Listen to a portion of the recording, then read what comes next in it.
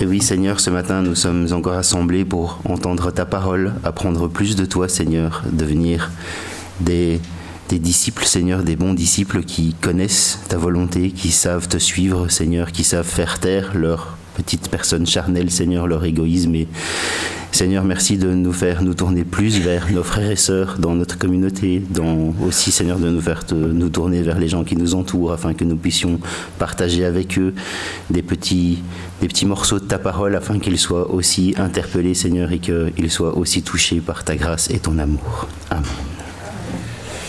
Bien. Eh bien, j'aimerais continuer avec vous ce matin cette série de réflexions sur le service du Seigneur. Et je voudrais essayer, ou en tout cas, non seulement de répondre, mais simplement peut-être de commencer à répondre à une question que beaucoup se posent parfois. Je voudrais bien servir le Seigneur, mais je ne sais pas comment faire. Je ne sais pas très bien quoi faire pour servir le Seigneur. Alors, beaucoup de gens se trouvent un petit peu comme devant une boîte Ikea, là. C'est pour ça que je vous mets l'image. On a le plan, mais on ne sait pas trop bien comment s'en servir. Au cours des semaines précédentes, donc, on a déjà abordé les choses sous deux angles. Je vous rappelle, pour ceux qui n'étaient pas là peut-être, on peut prier pour recevoir un esprit de service. Tout le monde n'a pas forcément envie de se mettre au service des autres. Vous savez, accepter que les autres ont besoin de nous et que nous, on a besoin des autres, c'est pas toujours facile à accepter. Et nous avions abordé cet aspect-là. On avait ensuite abordé, avant les réunions de Pâques, donc un autre argument de beaucoup de chrétiens qui dit « mais moi je ne suis pas de taille à servir Dieu ».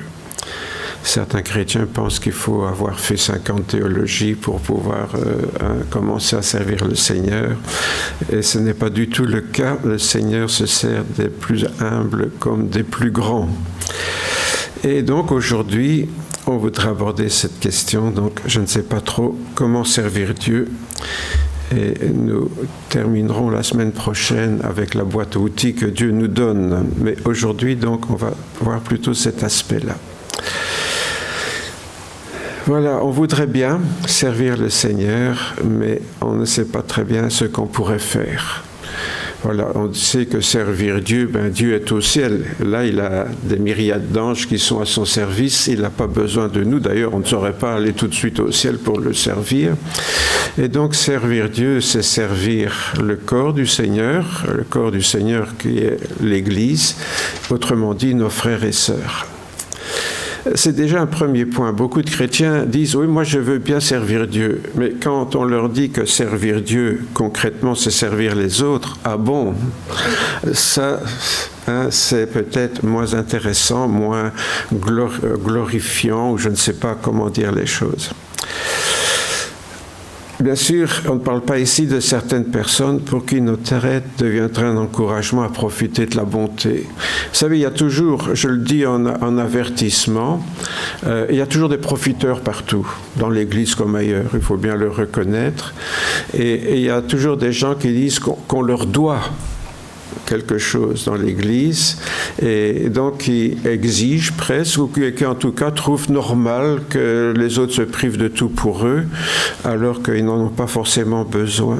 Donc servir les autres, ce n'est pas encourager les profiteurs. Je mets ça comme préambule pour que les choses soient bien claires. Parce que partout, donc, il y a toujours des gens qui profitent des autres ou qui trouvent des excuses pour ne rien faire. Bon. Voilà, ceux qui ont des grands ados savent de quoi je parle. Considérons donc d'abord l'amour pour nos frères et sœurs. C'est un premier point important. Et il y a bien sûr dans l'Église toujours des gens qui nous agacent et qu'on voudrait éviter. Vous avez remarqué ça, qu'il y a toujours des gens, on est des bons chrétiens, mais comme je dis souvent, quand on aime tout le monde, on n'aime personne, vous voyez. Et particulièrement, il y a toujours l'une ou l'autre personne qui nous agace. Enfin, je ne sais pas, vous avez jamais remarqué ça? Moi, je crois que c'est souvent comme ça quand on a un groupe de personnes. Il y a toujours celui qui prend toujours la parole sans qu'on lui donne, celui qui veut faire l'intéressant, celui qui ceci, qui cela, quoi. Hein, bon. C'est pour elles qu'il faut demander au Seigneur de changer notre cœur plutôt que de changer leur personnalité.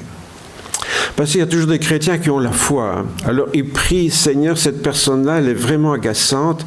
Alors change son cœur, Seigneur. Et puis ça ne marche pas. Forcément, parce que c'est une prière qui n'est pas biblique. Hein. S'il suffisait de prier pour que le monde change, il n'y aurait que des saints autour de nous. Il ne resterait plus que nous, alors, à corriger. Mais en fait, le Seigneur nous demande de changer notre cœur, nous. C'est de notre cœur que nous sommes responsables, c'est de nous-mêmes que nous sommes responsables, ce n'est pas de ce que sont les autres. Ce qu'ils sont, on ne sait pas le changer. Il n'y a que le Seigneur qui peut le faire. Et même le Seigneur respecte ce que les gens sont. Il ne va jamais changer quelqu'un contre sa volonté. Il faut avoir ça bien à l'esprit. Hein. Je répète, le Seigneur respecte notre liberté. Ça commence dans le jardin d'Éden. Hein. Dieu aurait pu empêcher Adam et Ève de manger le fruit. Non, il les a laissés libres. Et aujourd'hui, Dieu laisse les gens libres. C'est pour ça que le monde va si mal peut-être. Mais parce que Dieu respecte la liberté. Pourquoi ? Parce que ce que Dieu veut avec nous, c'est une relation d'amour. Alors, si tous ceux qui sont amoureux de quelqu'un qui ne les aime pas, on pouvait changer et les rendre amoureux, je ne sais pas trop comment, par une recette magique ou en lui ordonnant de nous aimer, ça serait bien facile, mais ce n'est pas comme ça que ça marche. L'amour, ça ne s'impose pas. On aime ou on n'aime pas, on est aimé ou on n'est pas aimé, mais on ne peut pas obliger quelqu'un à nous aimer. Et le Seigneur n'a jamais obligé les humains à les aimer. Pour ça, le Seigneur est un peu fou. Hein. Il a créé des humains, et comme il sait tout à l'avance, il savait que ces humains allaient le rejeter. Vous avez déjà pensé à ça? Et il les a créés quand même, en sachant que pour régler le problème, un jour, il devrait s'incarner en Jésus-Christ et mourir sur une croix pour qu'enfin il comprenne certaines choses et commence à l'aimer. Le Seigneur n'oblige personne, et c'est pas quand nous prions Dieu, Seigneur, change cette personne-là, que ça marchera. Ça marche jamais, ce truc-là. Pourquoi? C'est moi qui dois changer et l'accepter comme il est et l'aimer comme il est. Elle est cette personne. Ah, ça commence mal cette prédication. Hein? C'est aussi notre amour des autres qui va déterminer nos priorités et qui seront soit des priorités égocentriques, centrées sur nous-mêmes, soit des priorités qui sont tournées vers les autres. Comment voulez-vous servir de manière spirituelle, c'est-à-dire avec votre cœur, des gens que vous n'aimez pas? C'est là que ça commence. Si on n'aime pas, on ne peut pas servir. Ou on peut faire des choses, mais à contre-cœur, on en aura vite marre et ça deviendra une source d'amertume. Au lieu d'être une source de communion, ça deviendra une source de grief et de mécontentement. C'est pour ça que la première chose que nous devons demander au Seigneur, c'est d'aimer. Particulièrement ceux qui nous agacent. Parce que si on arrive à aimer ceux-là, alors on aimera bien tous les autres. Mais nous aider à aimer les autres, ceux que le Seigneur nous a donnés. Vous savez, il y a un proverbe, c'est pas dans la Bible, hein, qui dit on choisit ses amis, on choisit pas sa famille. Hein. Mais l'Église, c'est une famille. Et j'ai pas choisi qu'un tel ou un tel soit chrétien et vienne dans cette Église. Vous voyez, c'est comme ça. On fait une famille, c'est la famille que Dieu nous donne. On ne la choisit pas comme on voudrait qu'elle soit.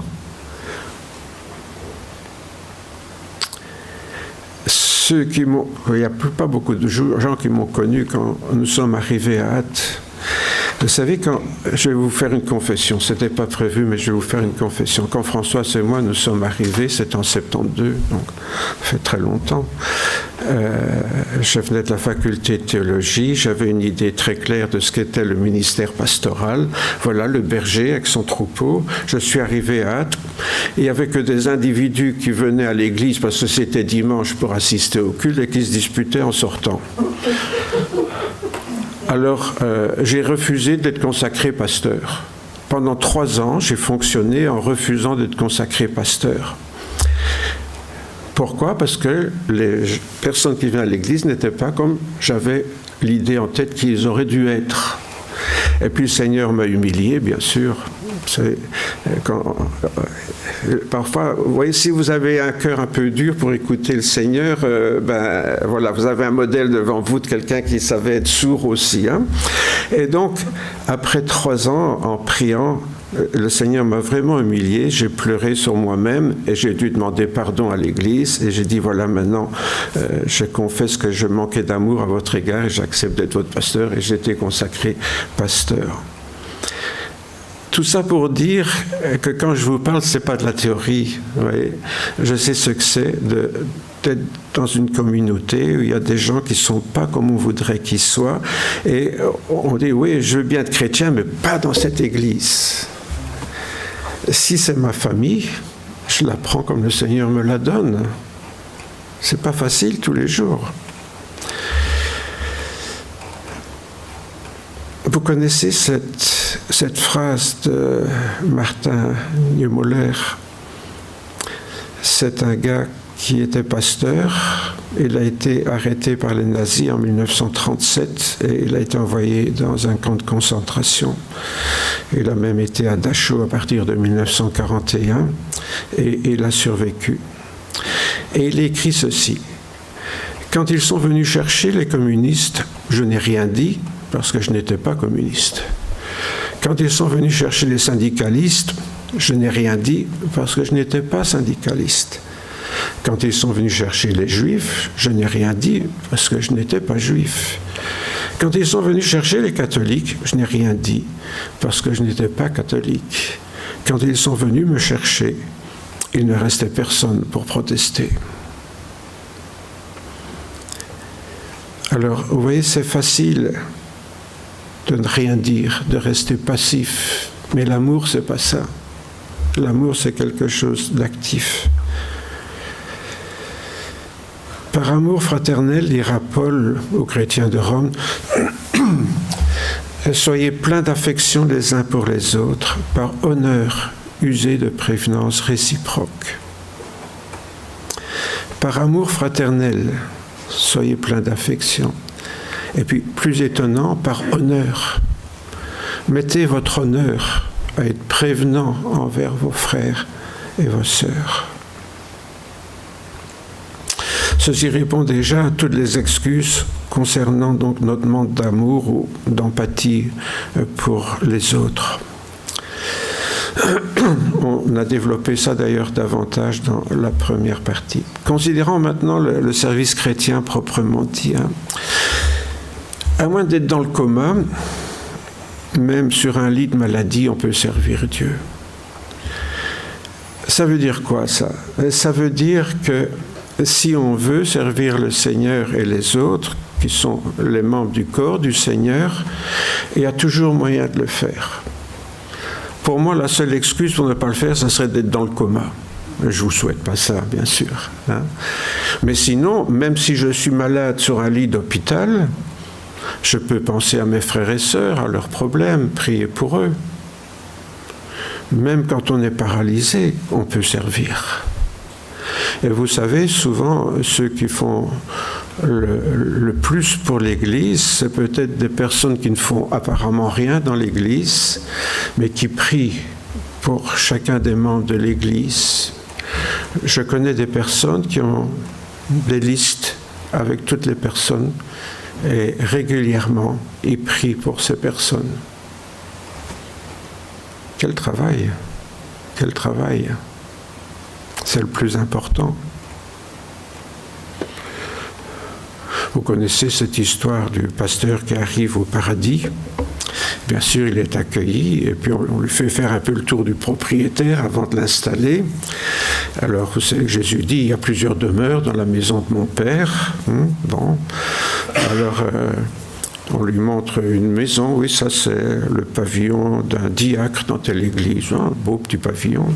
Puis là, une maison un peu plus grosse, là c'est celle d'un pasteur qui était très célèbre, pas mal. Et puis, il y a une maison, mais vraiment presque un château, là.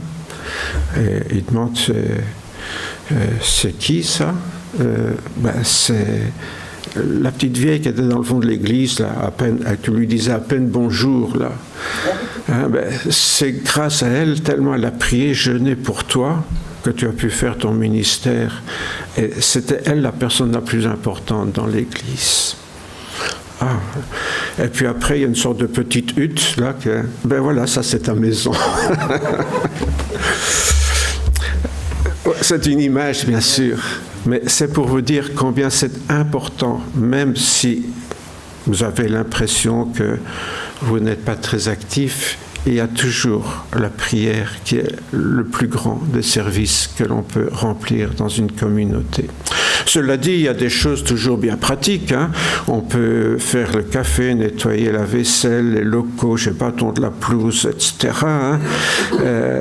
Les choses les plus modestes que l'on fait, c'est servir le Seigneur et son Église. Hein. Donc, il y a toujours moyen de faire des petites choses, si on est porté à le faire et s'il n'y a personne d'autre pour le faire, ou si on peut donner un coup de main à ceux qui peut-être font tout ça, je ne sais pas. Moi, il y a toujours moyen, vous savez, de faire des petites choses pour servir le Seigneur. Ça aussi, c'est servir le Seigneur. Notre participation au culte, aux réunions de prière, c'est une activité collective, mais c'est aussi un service, parce qu'on participe à la louange, à l'adoration. Et l'adoration, la louange, c'est servir le Seigneur. Ce que nous avons fait là, en chantant, c'est servir le Seigneur, c'est l'adorer, c'est lui rendre le culte qui lui est dû. Hein? Et aux réunions de prière, on peut prier tous ensemble, les uns pour les autres, l'intercession.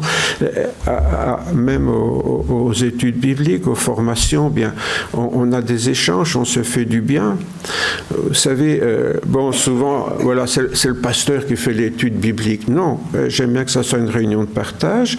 Et parfois, il y a des chrétiens et chrétiennes qui font une remarque à laquelle je n'avais pas pensé. Je me dis, tiens, c'est intéressant, ça, j'y avais pas pensé.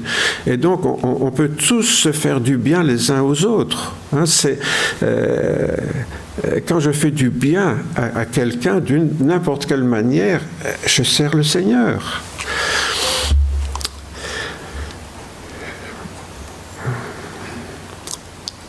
Vous savez, si on veut maintenant être plus actif au niveau du témoignage, bien, c'est nécessaire de connaître la parole. Qu'est-ce qu'il nous est dit du Saint-Esprit qui nous rappellera toutes choses? Le Saint-Esprit. Jésus a dit, voilà, je vous enverrai le Saint-Esprit, le Consolateur, et lui, quand il sera venu, il vous rappellera toutes choses. Alors, encore une fois, on lit des choses sans vraiment comprendre. Rappeler, c'est quoi?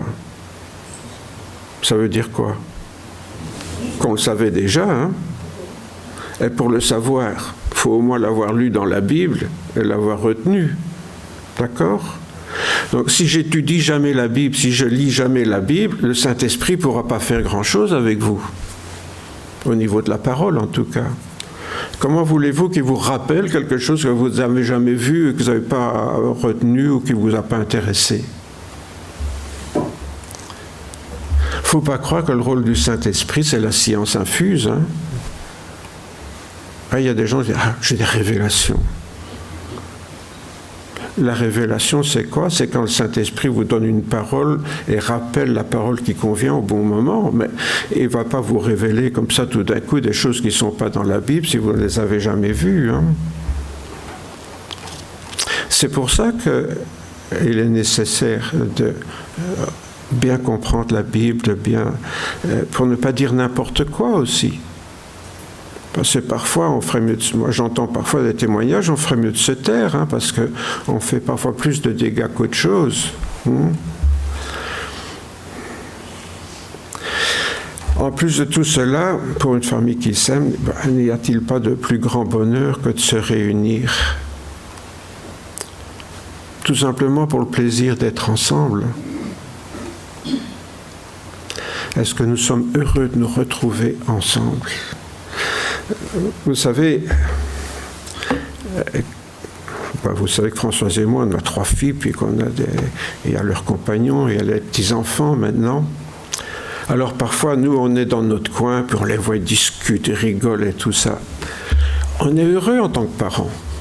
Parce qu'on voit nos enfants qui s'aiment, on voit que, il y a parfois des petites chamailleries comme dans toutes les familles, mais on voit que profondément ils s'aiment, et en tant que parents, il n'y a rien qui nous fait plus de bonheur quand on se dit quand on partira, au moins on laisse quelque chose de bon derrière nous.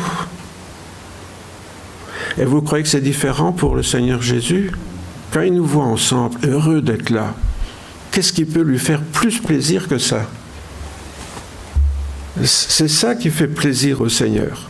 C'est quand il nous voit ensemble comme une famille aimante. C'est ça qui lui fait plaisir.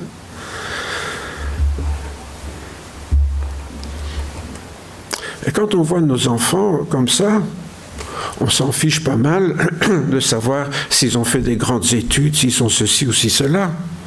À la limite, ça devient très secondaire, tout ça. Vous voyez ? Et je suis certain, quand le Seigneur nous voit ensemble heureux, voilà, même si on n'est pas tous des théologiens, si on n'est pas tous ceci ou cela, c'est relativement secondaire pour le Seigneur. Ce qui est important pour le Seigneur, c'est de voir une famille qui s'aime. Voilà. Et quand on a compris ça, on a déjà compris beaucoup. Nous avons tous dit, l'apôtre Paul était baptisé dans un seul esprit pour former un seul corps. Notez, baptisé dans l'esprit, ça veut dire quoi? Plonger dans un même esprit, avoir une communion d'esprit, c'est ça, hein? On baigne dans la même communion d'esprit. C'est ça qu'il est en train de nous dire. On est tous ensemble dans la même perception, même conception de la vie, même conception des choses spirituelles. On est vraiment en communion d'esprit les uns avec les autres. Ainsi, le corps n'est pas un seul membre, mais il est formé de plusieurs membres. Ainsi, c'est là que le corps existe vraiment.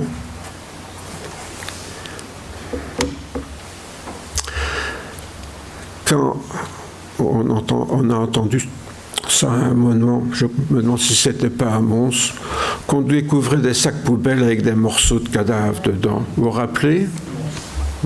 Est-ce que c'est encore un corps?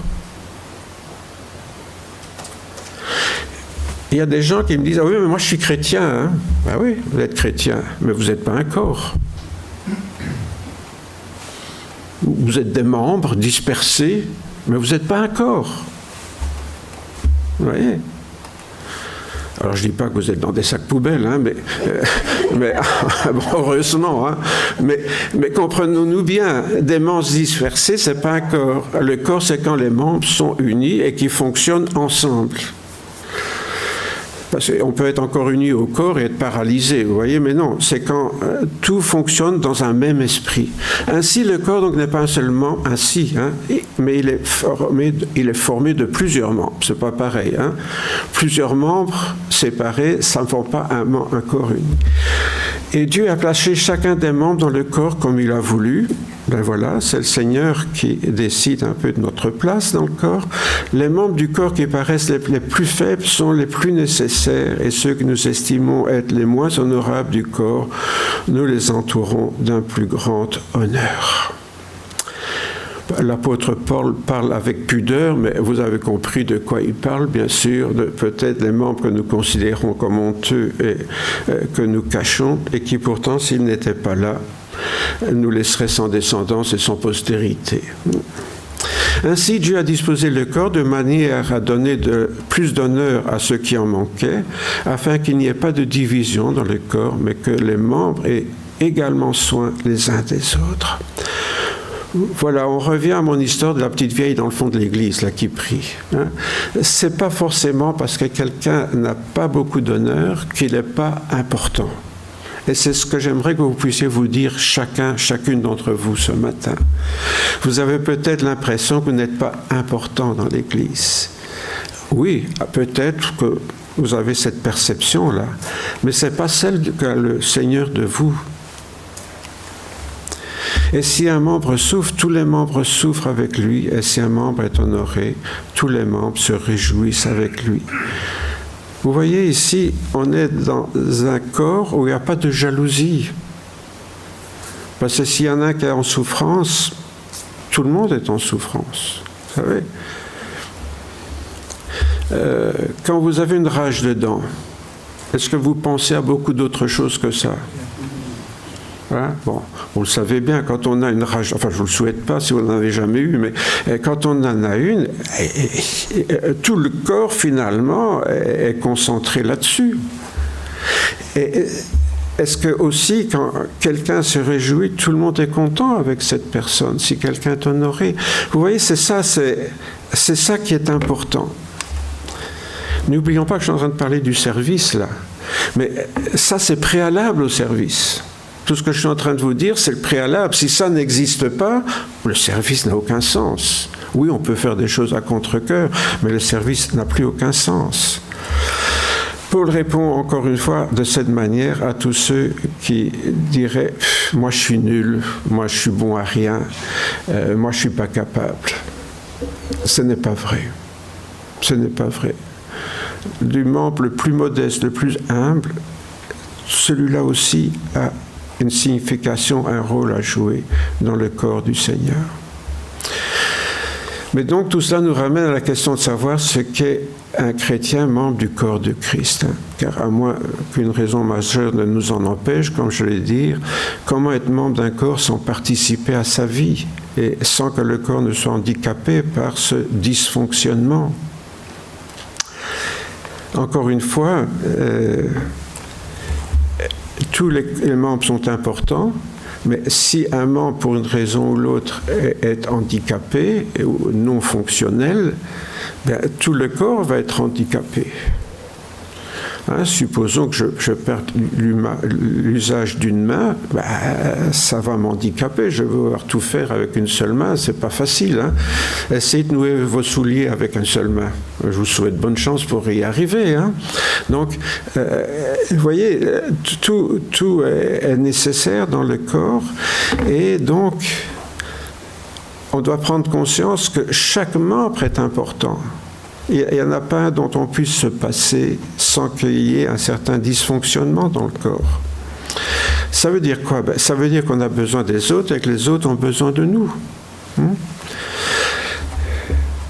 Certains croyants assistent au culte pour se faire du bien, pour recharger leur batterie.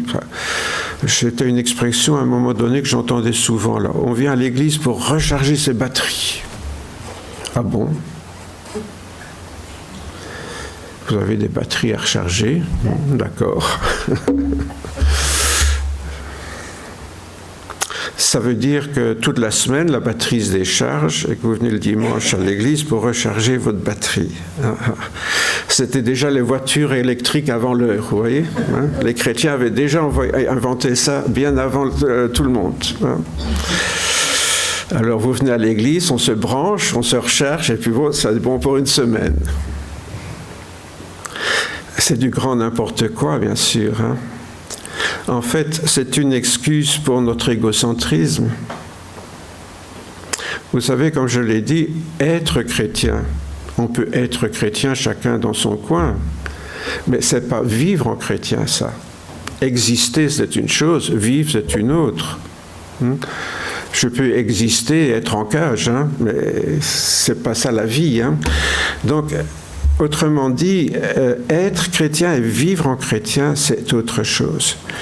Et ce sont souvent les mêmes, d'ailleurs, qui disent « Moi, si je vais à l'église ou au temple, c'est pour le Seigneur, hein, c'est pas pour les gens. » Alors ça, c'est la chose la plus stupide qu'on puisse dire. Pardonnez-moi si vous l'avez déjà dit dans votre vie, mais c'est fort possible, je n'en sais rien. Parce que je sais que beaucoup de gens, de chrétiens, raisonnent comme ça. Moi, je suis spirituel, je viens pour le Seigneur. Ah bon? Parce que le Seigneur, il est qu'ici, bien sûr. Quand vous sortez, le Seigneur, il n'est plus là. C'est bien connu, le Seigneur, il est à l'église. Voilà. Et si on veut voir le Seigneur, il faut venir à l'église. Étant enfant, j'étais catholique et je faisais mon catéchisme. Et quand j'entrais à l'église, il y avait une petite lumière rouge au-dessus de l'autel. Et cette lumière rouge, pour ceux qui ne le savent pas, signalait qu'il y avait des hosties consacrées et que donc le Christ était là.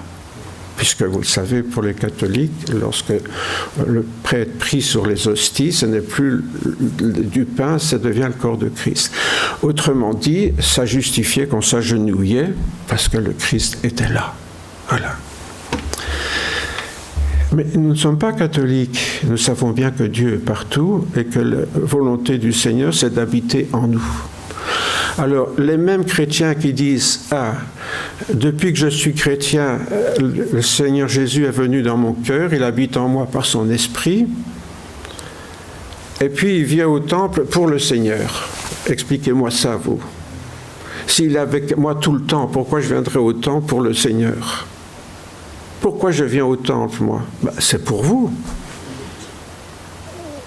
C'est pour vous que je viens à l'église. Prier, je peux le faire à la maison ou ici? Je peux le faire à la maison, prier. Étudier la Bible, je peux le faire à la maison. Je peux le faire à la maison comme ici. Parler du Seigneur autour de moi, je peux le faire en dehors aussi. Alors, qu'est-ce qu'on fait ici? On vient pour être ensemble. Si on ne vient pas pour être ensemble, ne venez pas. D'accord? Mince, alors dimanche prochain, je vais me retrouver tout seul. mais vous comprenez ma pensée. Vous comprenez ma pensée. Si on vient au temple, si on vient à l'église, c'est pour être ensemble. Parce que le Seigneur, c'est une réunion de famille. Voilà.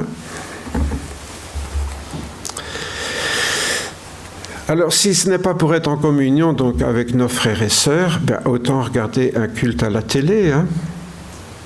C'est aussi ce que disent certaines personnes depuis le Covid surtout.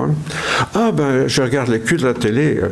On ne me le dit pas parce que je suis pasteur, mais je comprends entre les lignes, c'est beaucoup mieux qu'à l'église quand même, à la télé. Quand même, là, c'est des grandes églises avec des chorales extraordinaires. Un pasteur qui vous fait un show, waouh, il se marche sur l'estrade de main, de long en large, il fait des grands gestes. Là, il y a du spectacle au moins. Oui, d'accord. Vous êtes en communion avec tous les gens qui sont là? Vous ne les connaissez même pas. Vous seriez incapable de dire le nom d'une seule personne dans l'assemblée. Alors c'est quoi cette famille où on ne connaît personne? Où on est comme un étranger, une étrangère, là? Bon, si vous êtes malade, bon, allez, vous faites ce que vous voulez, mais vous comprenez ma pensée, quoi.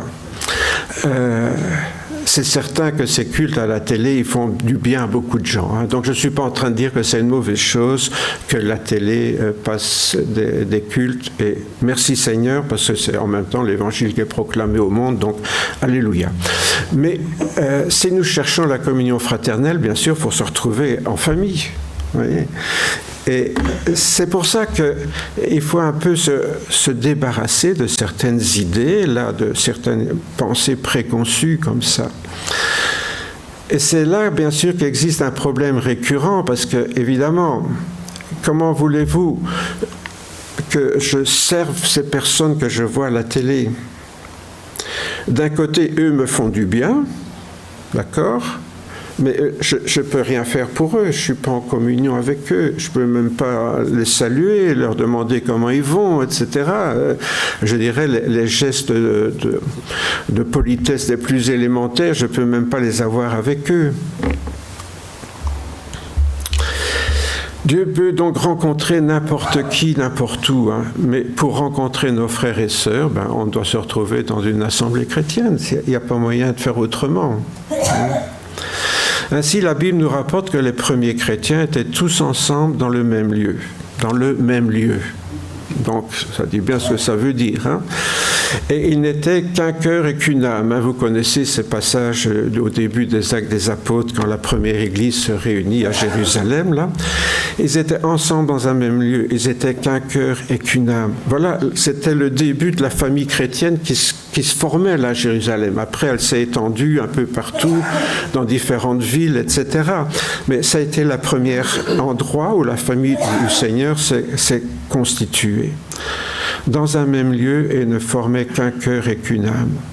C'était ça la famille chrétienne que le Seigneur bénissait. D'ailleurs, comme on le dit, que l'on aime Dieu, que l'on ne voit pas, comment peut-on dire qu'on aime Dieu qu'on ne voit pas si l'on n'aime pas nos frères que l'on voit? J'aime bien la tête, mais j'aime pas le corps. Oui, c'est un peu ça que ça voudrait dire. C'est pas très intelligent, disons. Si ce n'est pas Dieu, donc, et pour nos frères que nous venons au temple, cela signifie, bien sûr, c'est pour les deux qu'on vient. Hein. On ne vient pas juste pour nos frères et casser la croûte ensemble. Ça, c'est sympa aussi. On le fait de temps en temps. Hein. Un petit spaghetti, ça fait plaisir. Hein. Mais disons, c'est pour les deux. C'est pour Dieu et pour nos frères et sœurs qu'on vient. Cela signifie que ce qu'ils vivent ne nous intéresse pas finalement. Alors bien sûr, quand on se voit en famille, on partage des nouvelles de chacun, des enfants, hein, voilà, on essaye d'avoir des nouvelles. Si ça ne va pas dans une famille, on est triste parce que ça nous touche bien sûr. Dès lors, l'idée de se mettre à leur service n'a plus aucune signification. Hein. Si je ne viens pas à l'église pour mes frères et sœurs, pour voir comment ils font, pour voir de quoi ils ont besoin, etc. Et comment je pourrais savoir qu'est-ce que je vais faire pour les aider, pour les servir. Quand on se trouve avec des gens qui ont des problèmes et qu'on aime bien, on dit, tiens, qu'est-ce que je peux faire pour t'aider? Ça vient spontanément. Pourquoi les chrétiens ne le font pas, ça? C'est ça le service chrétien. C'est dire à son frère, à sa sœur, qu'est-ce que je peux faire pour t'aider? En vérité, je crois que parfois on se ment à soi-même en disant oui, je veux me mettre au service de Dieu, c'est-à-dire au service de son corps, et on ne veut pas savoir exactement ce que ça veut dire. On veut le faire, mais on veut pas en même temps, on veut le faire sans vouloir le faire, quoi. Toutefois, beaucoup de chrétiens sont heureux de se retrouver avec leurs frères et sœurs, et vraiment sont tristes quand ils ne peuvent pas justement bénéficier de cette affection fraternelle, de ce respect réciproque, etc. Alors là, bien sûr, je me réjouis parce que je sais que c'est le cas pour la plupart d'entre nous. Je sais que quand je vous vois, que je dois presque vous mettre à la porte après le culte, je me dis, bon, d'accord, ils sont contents d'être ensemble et mon cœur pastoral est comblé. Bon, voilà. Donc ça, c'est formidable, quand on voit une église où les chrétiens s'aiment, s'occupent, prennent soin les uns des autres. Pourquoi? Il nous a dit, ils étaient chaque jour tous ensemble, assidus au temple. Ils rompaient le pain dans les maisons, prenaient leur nourriture avec joie, simplicité de cœur, louant Dieu et trouvant grâce auprès de tout le peuple. Et le Seigneur ajoutait chaque jour à l'église ceux qui étaient sauvés. Quelle évangélisation! Voilà des gens... Est-ce qu'ils sortaient dans la rue avec des haut-parleurs en disant « Convertissez-vous à Jésus-Christ, vous irez en enfer si vous ne devenez pas chrétien ». Est-ce qu'ils ont fait ça? Pas du tout. C'est les gens qui venaient. Il n'y avait pas besoin d'aller les chercher, c'est les gens qui venaient. Pourquoi les gens venaient? Parce qu'il y avait là des gens qui s'aimaient. Et ça, c'est pas normal. Parce qu'il y a des gens qui sont ensemble, généralement, ils sont en compétition les uns avec les autres. Hein? Ils veulent être avant les autres. Et on est éduqué comme ça. À l'école, il faut être le premier. Ah, je ne suis que le deuxième, mais cette fois-ci, je serai avant lui. Hein? Bon. Dès l'enfance, on met nos enfants en compétition, quand ils sont ensemble, pour être plus que les autres. Et donc, on vit dans un monde de compétition, de concurrence. Et quand il y a un troupeau de moutons, le troupeau du Seigneur qui vit en harmonie les uns avec les autres, qui sont simplement heureux d'être ensemble et de louer leur Dieu, on se dit c'est quand même bizarre ça. Ils ne sont pas normaux ces gens-là. J'irais bien voir ce qui se passe là. Vous voyez ? Et donc, il est dit ici que le Seigneur ajoutait chaque jour à l'Église ceux qui étaient sauvés, parce que cette communauté, elle intriguait, elle attirait. Alors, vous voyez que servir le Seigneur, c'est pas forcément faire des choses extraordinaires, c'est tout simplement vivre en chrétien ensemble. Et à partir de là, il y a comme une sorte d'aimant qui fait que, tiens, on va attirer. Ça ne veut pas dire qu'on ne rendra pas témoignage à l'extérieur, hein, mais on se comprend. Hein, on va être là, des gens qui vont attirer. C'est pour ça que c'est intéressant de voir ce que Jésus faisait au sein de la première Église. C'est donc en aimant leurs frères et sœurs que les chrétiens ne savent pas toujours être comment leur être utile. C'est vrai que parfois on voudrait aider les autres, mais on ne sait pas toujours très bien comment faire. Bon, l'un n'empêche pas l'autre. On peut aimer, et même quand on connaît les problèmes, on ne sait pas toujours très bien quoi faire pour aider.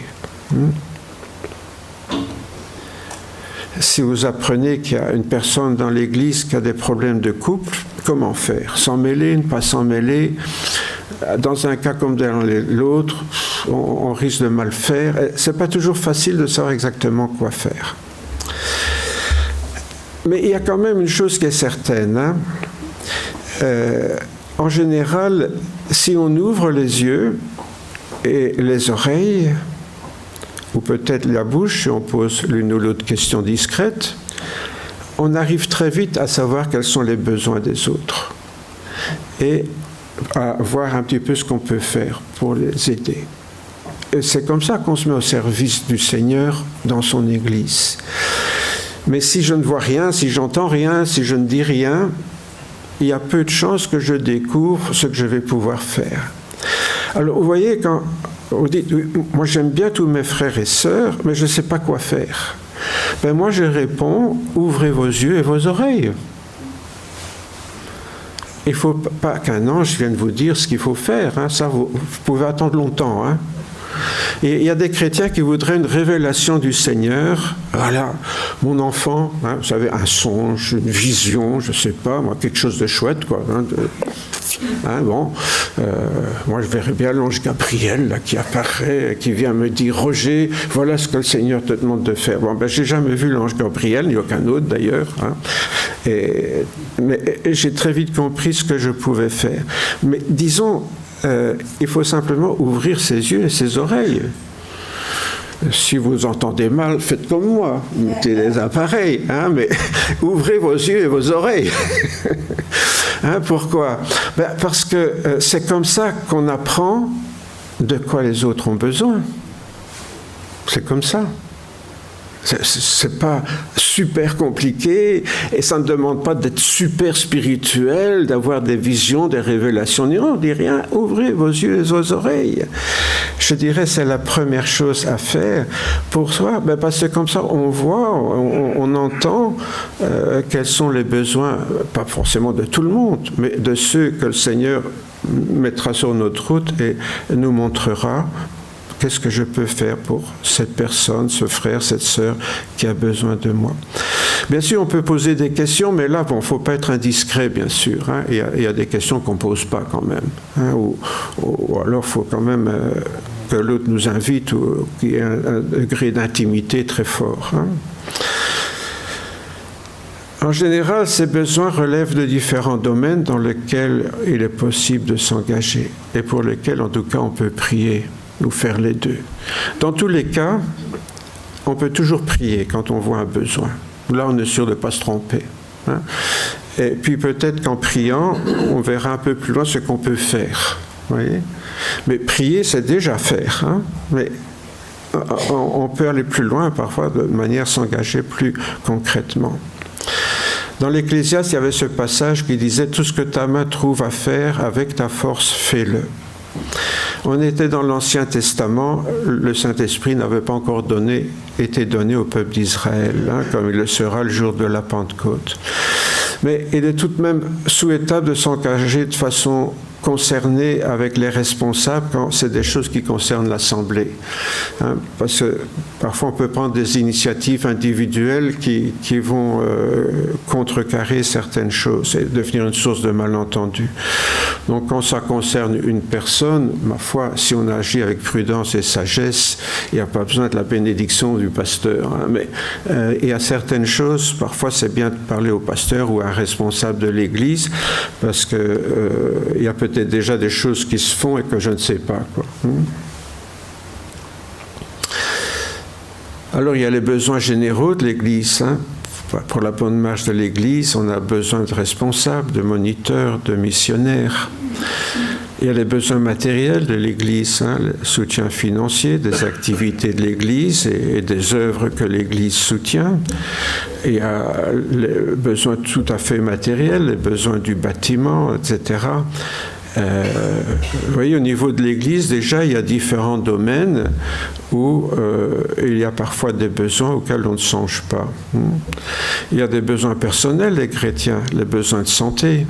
Hein, envoyer un petit mail, téléphoner, un petit SMS parfois, c'est vite fait et ça encourage.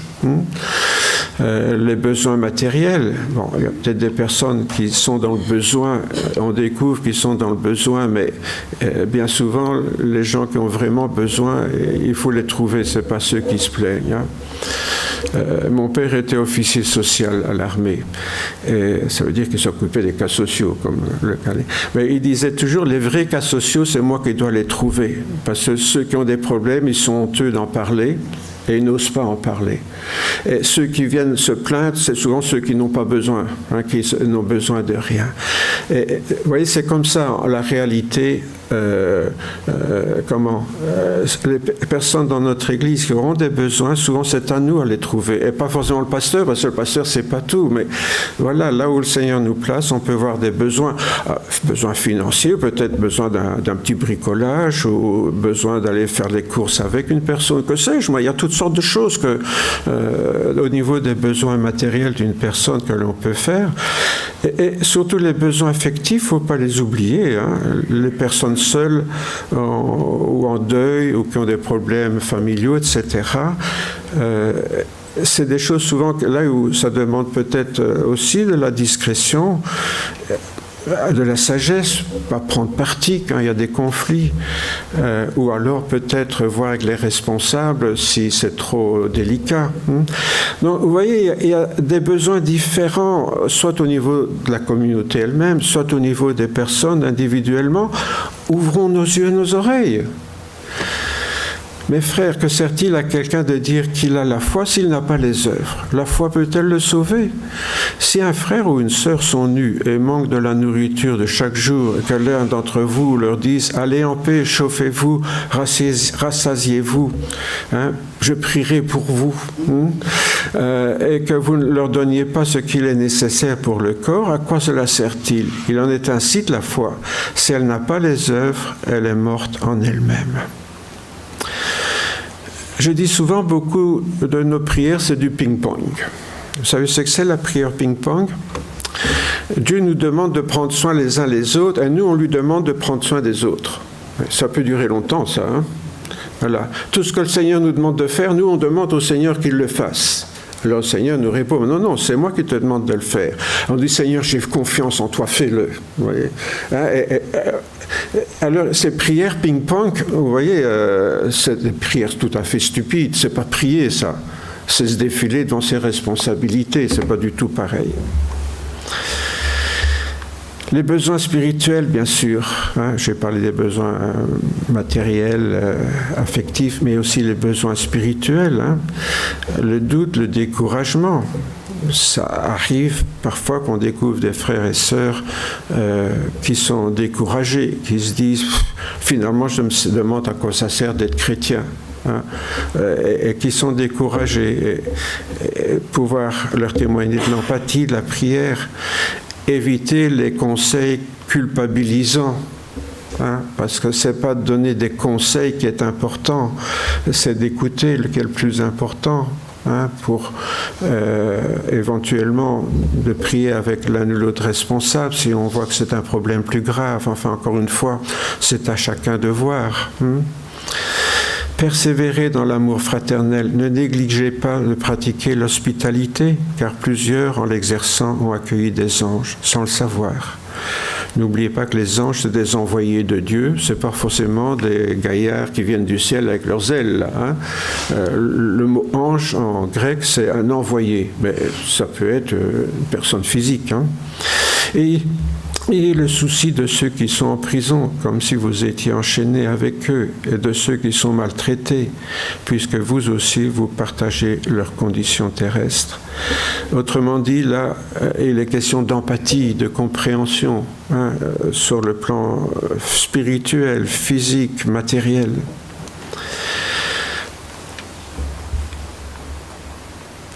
J'aimais bien cette pensée d'Alexis Carrel qui dit « Dans la prière, l'homme s'offre à Dieu comme la toile au peintre ou le marbre au sculpteur. » Nous sommes la toile que Dieu va utiliser, va travailler. Ou le sculpteur, hein, nous sommes le marbre que le Seigneur va travailler.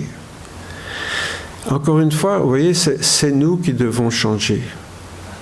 C'est pas demander toujours aux autres que Dieu change les autres, c'est nous qui devons changer pour que le Seigneur puisse se servir de nous. La semaine prochaine, je verrai avec vous les outils que Dieu nous donne pour remplir notre service, parce que bien sûr, le Seigneur, lorsqu'il nous demande quelque chose, nous donne aussi les outils qu'on appelle les dons.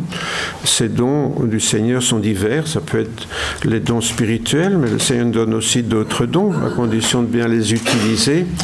Et nous parlerons un petit peu de ça ensemble, Dieu voulant. Voilà, je vous invite à prier en nous rappelant que aimer et servir, c'est ça les deux mots-clés dans ce que nous sommes en train de partager ensemble. Seigneur notre Père, nous te prions pour nous-mêmes, pour chacun, chacune d'entre nous. Seigneur, ce matin, nous voulons faire une prière un peu égoïste, égocentrique, en te demandant, Seigneur, oui, me voici, fais de moi ce que tu veux, Seigneur. Fais de moi ce que tu veux pour te servir au sein de ton corps, qui est l'Église, afin, Seigneur, que tu puisses te réjouir comme un Père heureux de la vie qui existe au sein de ton corps, des liens fraternels, de la chaleur qui existe au niveau de l'amour, de l'affection, de l'empathie au sein de ton Église. Seigneur, c'est toi la tête, et ce que nous désirons, Seigneur, c'est que tu puisses te réjouir de ce que fait chaque membre en particulier, chacun, chacune d'entre nous. Seigneur, nous savons que les membres les plus discrets, peut-être les plus cachés, sont les plus nécessaires. Aussi, Seigneur, donne-nous de ne pas nous juger ou sur les apparences. Toi seul connais les cœurs. Toi seul sais ce que chacun fait dans le secret de son cœur et de sa vie. Et nous savons, Seigneur, que c'est cela aussi qui te réjouit en ton cœur de Père. Sois béni, Père, pour Jésus-Christ que tu nous as donné comme divin modèle et pour l'Esprit Saint que tu as répandu dans nos cœurs afin que nous puissions mieux te servir sur cette terre et dans cette communauté. Sois béni, Père, dans le nom de Jésus, ton Fils bien-aimé. Amen.